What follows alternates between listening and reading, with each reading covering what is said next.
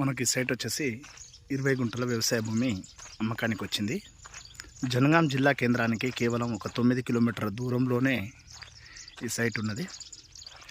ఇక్కడ వచ్చేసి ఇది ముందు బయల కాడికి పోయి పానాది, ఇది ఒక తండకు పోతుంది రోడ్డు, కార్నర్ బిట్ అని చెప్పవచ్చు. ఇది వచ్చేసి మళ్ళీ